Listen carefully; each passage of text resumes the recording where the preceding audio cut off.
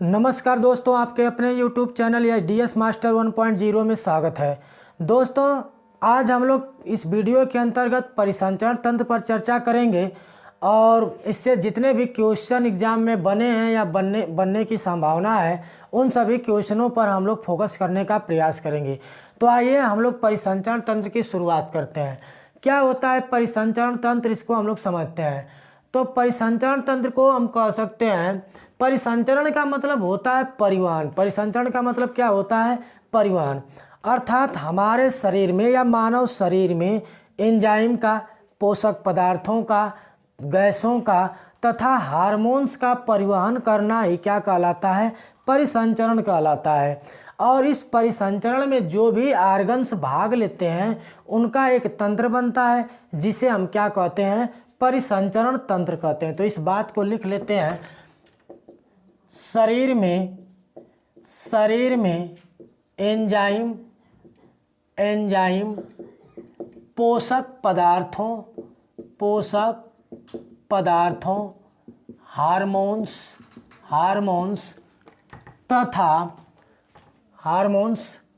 तथा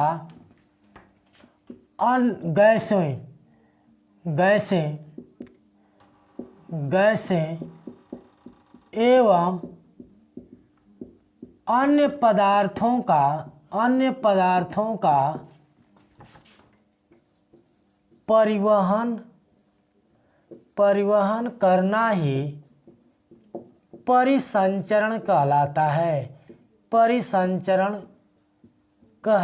है। तथा इस परिसंचरण में भाग लेने वाले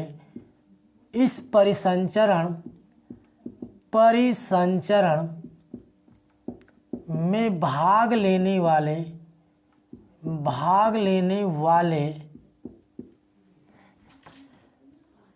अंगों का एक तंत्र बनता है या जिसे हम कहेंगे जाल बनता है, जिसे परिसंचरण तंत्र कहते हैं। दोस्तों, परिसंचरण दो प्रकार का होता है। एक बंद परिसंचरण होता है और एक खुला परिसंचरण होता है। खुला परिसंचरण का आशय ऐसे जीव जिनमें रक्त या एंजाइमों का या हार्मोन्स का परिवहन नलिकाओं के द्वारा नहीं होता है, यानी उनके पूरे शरीर में ही ब्लड भरा होता है, रुधिर भरा होता है, तो ऐसे जीवों को हम बोलते हैं खुला परिसंचरण। और वे जीव जिनके शरीर में रुधिर का परिवहन, हार्मोन्स का परिवहन, एंजाइमों का परिवहन वाहिनियों के माध्यम से होता है, नलिकाओं के माध्यम से होता है, तो उसे हम बंद परिसंचरण कहते हैं। और जितने भी कशेरुकी प्राणी होते हैं, जैसे एनेलिडा संघ के जीव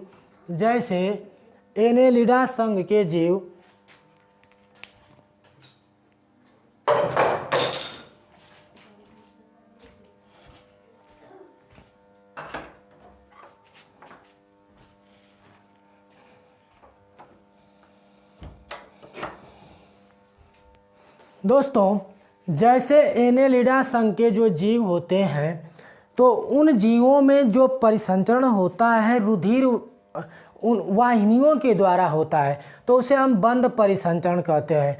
और आर्थ्रोपोडा संघ के जीव जैसे सीपी हो गई, जैसे घोंघा हो गया, तो उनमें जो परिसंचरण होता है वह खुला परिसंचरण होता है। और एनेलिडा संघ में या कार्डेटा संघ के जीवों में जो परिसंचरण होता है वह बंद परिसंचरण होता है। तो हम लिख सकते हैं परिसंचरण के प्रकार। तो परिसंचरण कितने प्रकार से होते हैं? दो प्रकार के। एक होगा खुला परिसंचरण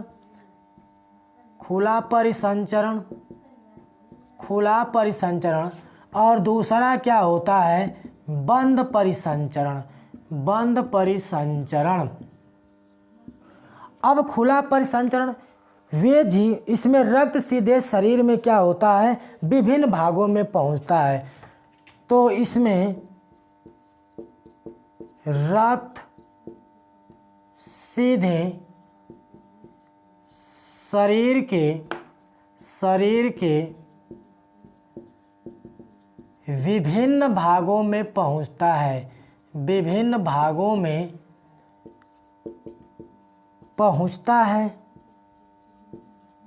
अर्थात इनमें रुधिर वाहिनियां नहीं होती हैं, अर्थात रुधिर वाहिनियां नहीं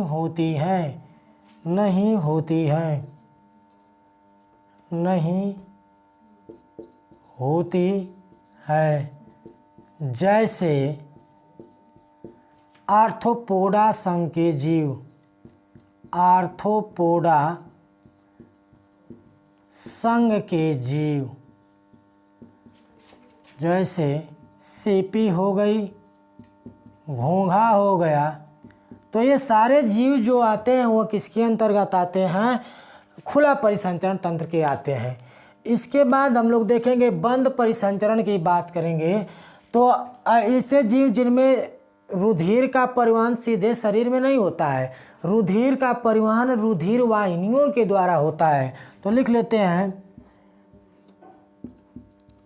ऐसे जीव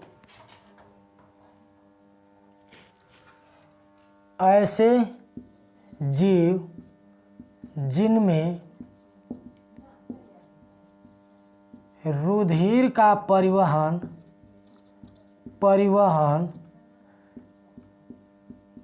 रुधिर वाहिनियों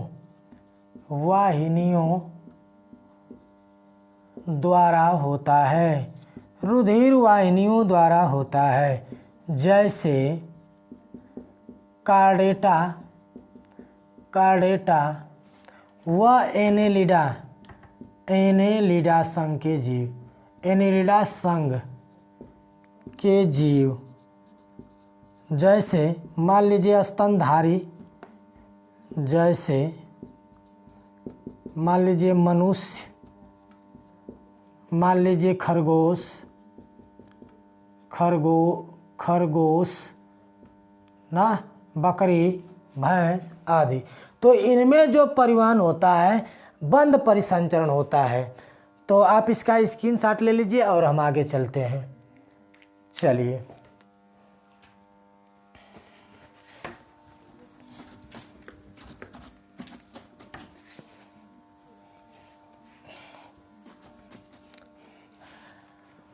अब मित्रों इस परिवहन को 3 भागों में बांटा गया। इसके अंतर्गत यानी परिवहन के अंतर्गत 3 बिंदुओं को रखा जाता है।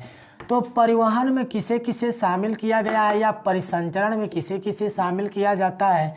तो एक तो हृदय को शामिल किया जाता है, हार्ट को शामिल किया जाता है, दूसरा रुधिर को शामिल किया जाता है या इसी को हम रक्त बोलते हैं, और तीसरा रुधिर वाहिनियाँ को शामिल किया जाता है, रुधिर वाहिनियों को शामिल किया जाता है। तो परिसंचरण के अंतर्गत इन 3 बिंदुओं को शामिल किया जाता है। जैसे मान लीजिए कि इसमें हृदय से रक्त निकलेगा तो किस में पहुँचेगा? धमनी में पहुँचेगा, धमनी से छोटी धमनी में पहुँचेगा, छोटी धमनी में पहुँचेगा, और छोटी धमनी से रक्त कोशिकाओं तक कहाँ पहुँचेगा? कोशिका तक पहुँचेगा, और कोशिका से पुनः जब रक्त लौटता है तो शिराओं के माध्यम से, किससे? शिरा के माध्यम से ब्लड कहाँ पहुँचता है? हृदय के पास पहुँचता है। तो आइए हम लोग और इस पर एक्सप्लेन करेंगे थोड़ा सा, इसका भी आप स्क्रीनशॉट ले लीजिए। चलिए अब देखिए आगे, देखिए अब हम लोग हृदय के बारे में पढ़ेंगे। तो हम लोग इसमें मानव हृदय के बारे में पढ़ेंगे। तो इससे पहले कुछ नोट आप लिख लीजिए, नोट करके नीचे लिख लीजिए नोट।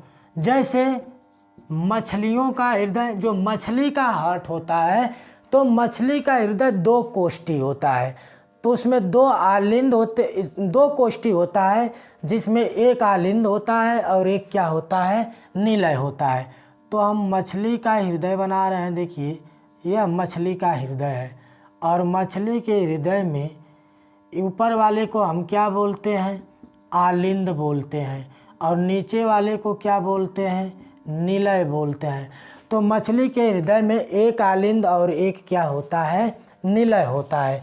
ठीक उसी प्रकार से हम लोग देखेंगे जो मेढक होता है, क्या होता है, मेढक होता है, तो उसका हृदय, उसके हृदय में दो आलिंद, कितने आलिंद, दो आलिंद होते हैं और एक क्या होता है, निलय। यह आलिंद और यह आलिंद, तो दो आलिंद, क्या, दो आलिंद, दो आलिंद, और यह एक क्या होता है, निलय होता है। तो मेढक का हृदय कै कोष्ठी हो गया, 3 कोष्ठी हो गया, 2 आलिंद और 1 निलय। दोस्तों मेढक की जो प्रारंभिक अवस्था होती है उसे हम टेडपोल कहते हैं। उसे मेढक की प्रारंभिक अवस्था क्या कहलाती है, टेडपोल कहलाती है। तो वहीं लिख लेते हैं, मेढक की प्रारंभिक अवस्था, प्रारंभिक अवस्था टेडपोल कहलाती है। क्या कहलाती है, टेडपोल कहलाती है, टेडपोल कहलाती है। अब एक और देखते हैं, जैसे जो सरीसृप होते हैं, सरीसृप, तो सरीसृप मतलब वे जीव जो रेंग कर चलते हैं। तो सरीसृप में हम लोग देखेंगे तो जो सरीसृप होता है, जो रेंग कर चलने वाले जीव होते हैं, उनमें भी 2 आलिंद होता है। क्या होता है, उनके शरीर में, उनके हृदय में भी 2 आलिंद होता है, लेकिन एक अर्ध विकसित क्या होता है, निलय होता है। क्या होता है, 2 आलिंद, 2 आलिंद और एक अर्ध विकसित, अर्ध विकसित निलय होता है, अर्ध विकसित निलय होता है। मित्रों आप इसका एक बार स्क्रीनशॉट ले लीजिए, इसके बाद हम जो है फिर आगे चलते हैं। चलिए अब हम लोग बात करेंगे मानव हृदय की। किसकी बात करेंगे, मानव हृदय की बात करेंगे। तो मनुष्य का जो हृदय होता है, चौथे नंबर पर मानव का जो हृदय होता है उसमें 2 आलिंद और 2 निलय होते हैं। अर्थात मनुष्य का हृदय कितना कोष्ठी होता है, 4 कोष्ठी होता है, 2 आलिंद और 2 निलय होते हैं। तो हम लोग इसको मनुष्य का हृदय को बना देते हैं। देखिए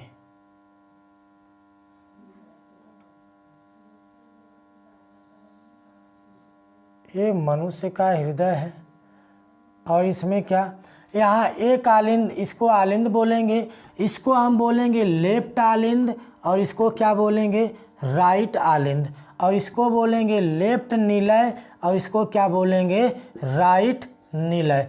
तो मानव का हृदय में कितना कोष्ठी होता है, मानव का हृदय 4 कोष्ठी होता है, जिसमें 2 आलिंद और 2 निलय होते हैं। तो आप इसका भी एक बार स्क्रीनशॉट ले लीजिए और फिर हम मानव के हृदय को विस्तार देते हैं। चलिए आइए, तो हम मिटा देते हैं इसको और एक डायग्राम बनाते हैं पहले मानव हृदय का। देखिए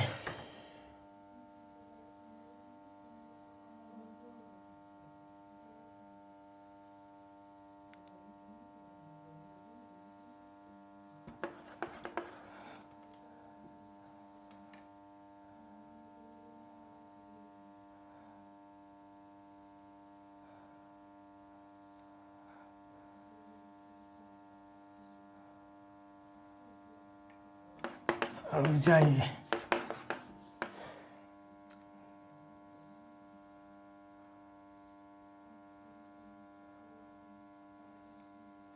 ये मानव हृदय है। ये क्या है, मानव का हृदय है और इस मानव हृदय में 2 कोष्ठक होते हैं।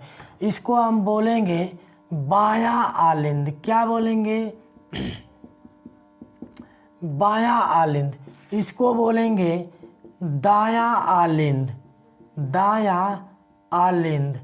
अब देखिएगा इसको बोलेंगे बायां निलय, क्या बोलेंगे, बायां निलय। और इसको क्या बोलेंगे, दायां निलय, दायां दायां निलय। तनी उस पर इंक है, दो तो इंक है वहाँ पे। अब देखिएगा इसको बायां आलिंद बोलेंगे, इसको दायां आलिंद बोलेंगे, इसको दायां निलय और इसको क्या बोलेंगे, बायां निलय बोलेंगे। अब देखिएगा हम जानते हैं कि हृदय एक जो है पतली झिल्ली में बंद होता है। हृदय एक पतली झिल्ली में बंद होता है जिसे हम बोलते हैं पेरिकार्डियम। क्या बोलते हैं, पेरिकार्डियम। तो इस बात को भी हम लोग देख लेते हैं। यानी मनुष्य का हृदय एक पतली आवरण या पतली झिल्ली में बंद होता है और उस झिल्ली को हम क्या बोलते हैं, पेरिकार्डियम कहते हैं। क्या कहते हैं, पेरिकार्डियम। तो इस बात को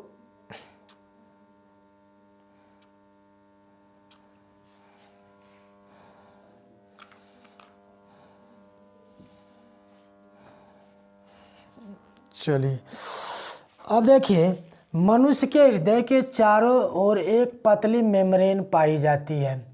इस तरह से एक पतली मेम्ब्रेन पाई जाती है और इस मेम्ब्रेन को क्या बोलते हैं, पेरिकार्डियम बोला जाता है। इसको क्या बोलेंगे, पेरिकार्डियम, पेरिकार्डियम बोलते हैं। अब देखिएगा पेरिकार्डियम हो गया। अब देखिए मानव के हृदय से ही रक्त कहाँ पहुँचता है, कोशिका तक पहुँचता है। मान लीजिए यह शरीर की कोशिका है, यह क्या है, कोशिका है। तो इस कोशिका से हृदय रक्त कहाँ पहुँचेगा, कहाँ पहुँचेगा, कोशिकाओं तक पहुँचेगा। और यह कैसा रक्त पहुँचेगा, O2 रक्त पहुँचेगा, अर्थात शुद्ध रक्त पहुँचेगा। और यहाँ से जब श्वसन की क्रिया होगी तो यहाँ से रक्त कहाँ पहुँचता है, हृदय के किस हिस्से में, हृदय के दाएं आलिंद में पहुँचता है। कहाँ पहुँचेगा, हृदय के दाएं आलिंद में पहुँचेगा। और दाएं आलिंद में कैसा रक्त होता है, तो कार्बन डाइऑक्साइड युक्त होता है, अर्थात अशुद्ध रक्त होता है। अब यहाँ से रक्त छन करके यहाँ पर एक वाल्व होता है जिसे हम बोलते हैं त्रिवलनी कपाट। क्या बोलते हैं, त्रिवलनीय कपाट, त्रिवलनी कपाट। और यहाँ से रक्त छन करके फिर कहाँ जाएगा, रक्त जाएगा दाएं निलय में। और यहाँ पर मैं बना दे रहा हूँ क्योंकि हमारा जो हृदय होता है वह फेफड़ों के बीच स्थित होता है। कहाँ स्थित होता है, फेफड़ों के बीच स्थित होता है।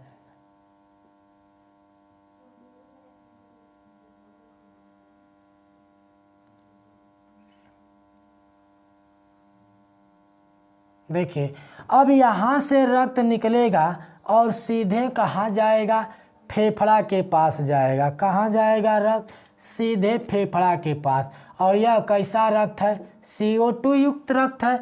और यह जो है कोशिका से जो रक्त पहुंचाया जा रहा है हृदय के तरफ, यह किसके द्वारा पहुंचाया जा रहा है, शिरा के द्वारा पहुंचाया जा रहा है। और जो हृदय से रक्त कोशिका के यहाँ पहुंच रहा है वह किसके द्वारा, धमनी के द्वारा पहुंच रहा है। तो इस प्रकार से हम लोग देखा कि धमनी में शुद्ध रक्त बह रहा है और शिरा में अशुद्ध रक्त बोलें तो कार्बन डाइऑक्साइड युक्त रक्त बह रहा है। अब यह रक्त हृदय में जाएगा और हृदय से रक्त जो है बाएं आलिंद से बाएं निलय में, और बाएं निलय से यह रक्त कहाँ जाएगा, फेफड़ा के पास जाएगा। यह रक्त दोनों फेफड़ा में जाएगा और इस फेफड़े में क्या पाई जाती हैं, कोशिकाएं या अल्वेलाई पाई जाती हैं। और उन कोशिकाओं में क्या भरा होता है, ऑक्सीजन भरा होता है। और रुधिर में RBC में क्या पाया जाता है, हीमोग्लोबिन पाया जाता है। और हीमोग्लोबिन उस ऑक्सीजन को अपने में चिपका लेती हैं और कार्बन डाइऑक्साइड उन कोशिकाओं को दे देती हैं। तो इस तरह से ब्लड में कार्बन डाइऑक्साइड की मात्रा जब फेफड़ा को दे दी जाएगी और रक्त में ऑक्सीजन को मिला दिया जाता है। तो इस प्रकार से रक्त कैसा हो जाता है, ऑक्सीजन युक्त रक्त हो जाता है, यानी शुद्ध रक्त हो जाता है।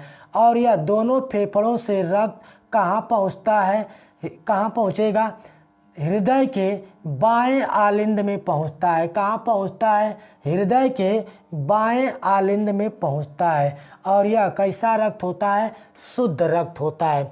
दोस्तों, हृदय के दाएं आलिंद निलय से जो रक्त फेफड़ा तक पहुंचाया जाता है वह धमनी के द्वारा पहुंचाया जाता है और इसे हम बोलते हैं पाल्मोनरी धमनी। क्या बोलते हैं, पाल्मोनरी धमनी कहते हैं। अभी आपको लिखना नहीं है, केवल सुनिएगा, अभी एक एक चीज़ों को मैं छापूंगा। अब देखिएगा, यह पाल्मोनरी धमनी के द्वारा रक्त पहुंच रहा है फेफड़ा के पास। तो धमनी में तो शुद्ध रक्त बह रहा है, लेकिन पाल्मोनरी धमनी में कैसा रक्त बह रहा है, अशुद्ध रक्त बह रहा है। और जो फेफड़ा से रक्त हृदय के बाएं आलिंद में पहुंचता है तो इसे हम बोलते हैं पाल्मोनरी सीरा। क्या बोलते हैं, पाल्मोनरी सीरा बोलते हैं, पाल्मोनरी सीरा बोलते हैं। इसे क्या बोलेंगे, पाल्मोनरी सीरा। तो सीरा में कैसा रक्त बहता है, कार्बन डाइऑक्साइड युक्त रक्त बहता है, लेकिन पाल्मोनरी सीरा में कैसा रक्त बहता है, ऑक्सीजन युक्त रक्त बहता है, अर्थात शुद्ध रक्त बहता है। इस बात को आप ध्यान रखेंगे।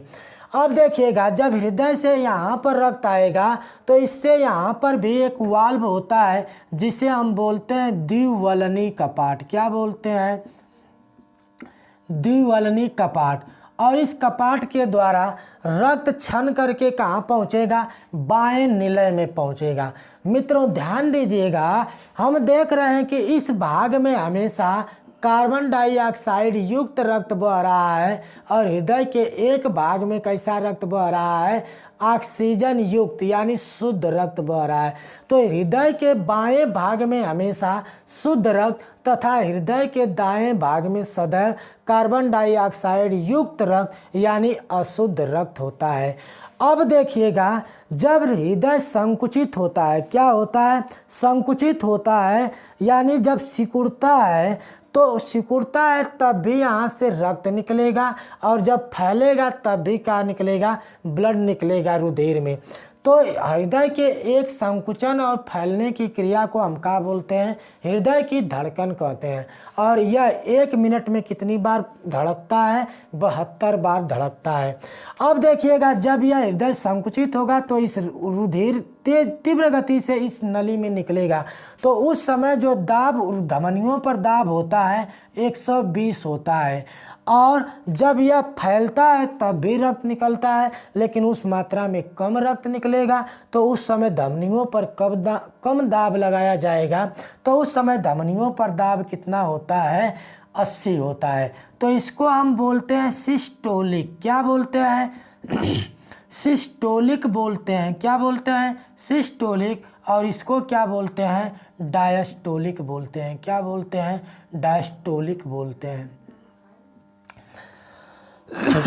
अब देखिएगा, यहाँ पर हम देखेंगे कि हृदय की कोशिकाओं को, हृदय की मांसपेशियों को रक्त पहुँचाने वाली धमनी को क्या बोलते हैं, कोरोनरी धमनी बोलते हैं।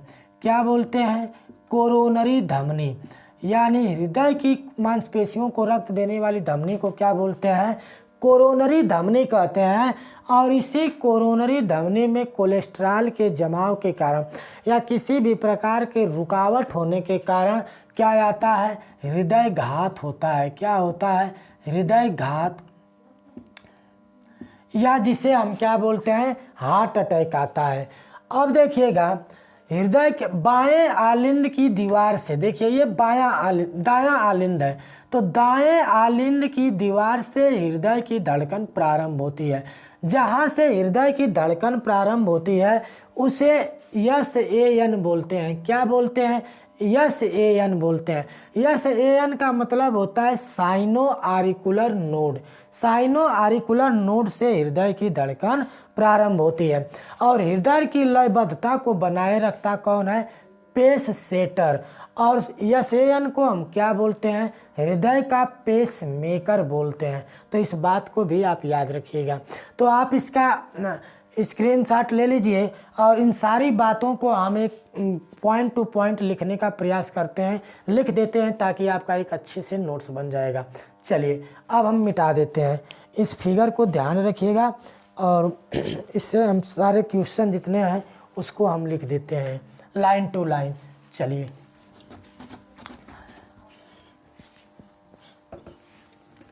अब आप हमारे साथ लिखिएगा। मानव हृदय, लिखिएगा मानव हृदय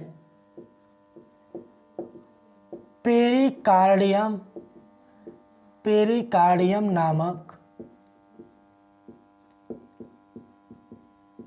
थैले में बंद होता है।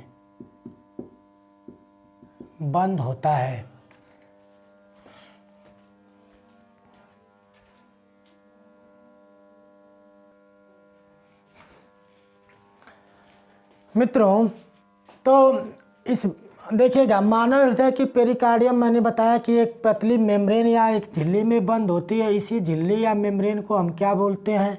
पेरिकार्डियम बोलते हैं।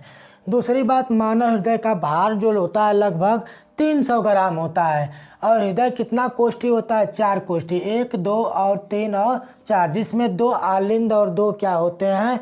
निलय होते हैं। दाएं आलिंद व दाएं निलय के बीच जो होता है त्रिवलनी कपाट, और बाएं आलिंद और बाएं निलय के बीच जो होता है द्विवलनी कपाट होता है। क्या होता है? द्विवलनी कपाट होता है। अब इसके बाद शरीर से हृदय की ओर ले जाने वाली वाहिनी को हम शिरा बोलते हैं, और हृदय से शरीर की ओर ले जाने वाली वाहिनी को हम क्या बोलते हैं? धमनी बोलते हैं। और शिरा में कैसा रक्त? अशुद्ध रक्त यानी कार्बन डाइऑक्साइड युक्त रक्त, और धमनी में कैसा रक्त? शुद्ध रक्त यानी ऑक्सीजन युक्त रक्त बहता है। इसका अपवाद क्या है? पाल्मोनरी शिरा में शुद्ध रक्त बहता है, पाल्मोनरी शिरा में शुद्ध रक्त बहता है, और पाल्मोनरी शिरा फेफड़ा से हृदय के बाएं आलिंद में रक्त पहुंचाता है, और धमनी में अशुद्ध रक्त। और इसका अपवाद है पाल्मोनरी धमनी, और पाल्मोनरी धमनी हृदय के दाएं निलय से रक्त को फेफड़ा तक पहुंचाती है। आप इसका स्क्रीनशॉट ले लीजिए और हम इसके अन्य क्वेश्चनों को आगे लिख देता हूं।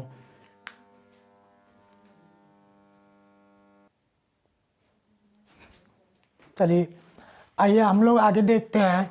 तो हृदय के बाएं भाग में हमेशा जो है शुद्ध रक्त, और हृदय के दाएं भाग में हमेशा कार्बन डाइऑक्साइड यानी अशुद्ध रक्त बहता है। हृदय की मांसपेशियों तक रक्त पहुंचाने वाली धमनी को हम क्या बोलते हैं? कोरोनरी धमनी कहते हैं। और इसी धमनी में किसी भी प्रकार की रुकावट होने पर क्या होता है? हृदयाघात होता है, हार्ट अटैक होता है। हृदय की संकुचन एवं शिथिलन को मैंने बताया था कि धड़कन कहते हैं। और हृदय जो है सामान्य अवस्था में 1 मिनट में कितनी बार? 72 बार धड़कता है। और हृदय की धड़कन दाहिने आलिंद की दीवार SAN से प्रारंभ होती है, और SAN का फुल फॉर्म होता है साइनो आरिकुलर नोड, और SAN को हम क्या बोलते हैं? पेस मेकर बोलते हैं। और हृदय की धड़कन को कौन बनाए रखता है? पेस सेटर क्या होता है? बनाए रखता है। तो इसका भी आप स्क्रीनशॉट ले लीजिए।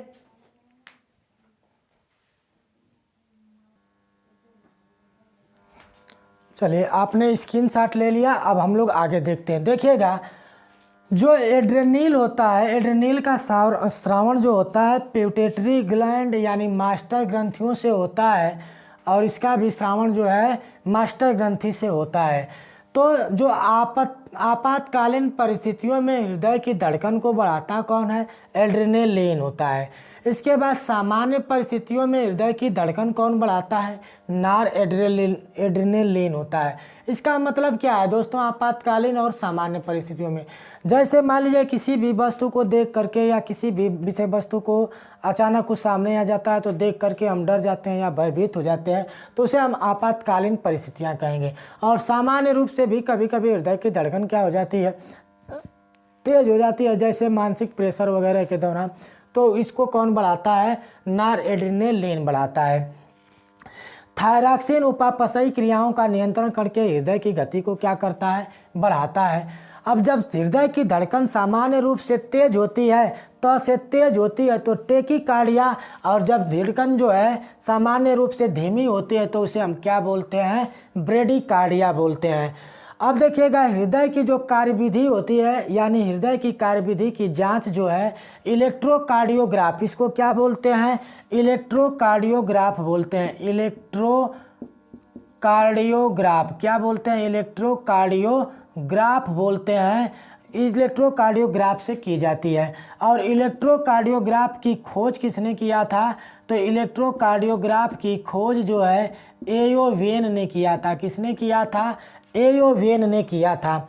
अब देखिएगा, रक्त दाब, धमनियों की दीवारों पर लगाया गया दाब रक्त दाब कहलाता है। जैसे यहाँ पर जब हृदय संकुचित होगा तो यहाँ से ब्लड निकलेगा तेज़ी से, तो उस समय दाब धमनी पर ज़्यादा होगा, तो उस समय का दाब कितना होता है? 120 होता है। और जब हृदय फैलता है, इसका प्रसरण होता है, तब भी ब्लड निकलेगा, कम निकलेगा। जब हृदय जो है प्रसरण होगा तो तब भी ब्लड निकलेगा, और प्रसरण के समय जो है ब्लड क्या होगा? कम निकलेगा, तो उस समय दाब कितना होता है? 80 होता है। तो 120 जो होता है इसे हम क्या बोलते हैं? संकुचन दाब बोलेंगे। क्या बोलेंगे? संकुचन दाब। और कितना होता है? 120। और जब प्रसरण दाब क्या होता है? 80 होता है, जिसे हम क्या बोलते हैं? डायस्टोलिक बोलते हैं। और हृदय द्वारा लगाया गया धमनियों पर दाब 120/80 mmHg होता है। अब देखिएगा, रक्त दाब मापी। रक्त दाब मापी इस स्फिग्नोमेनोमीटर कहते हैं, यानी रक्त का दाब स्फिग्नोमेनोमीटर से किया जाता है। एक चीज़ और यहीं पर देख लीजिएगा, जो अम्लीयता होती है, क्या अम्लीयता जो होती है वह हृदय की धड़कन को क्या करती है?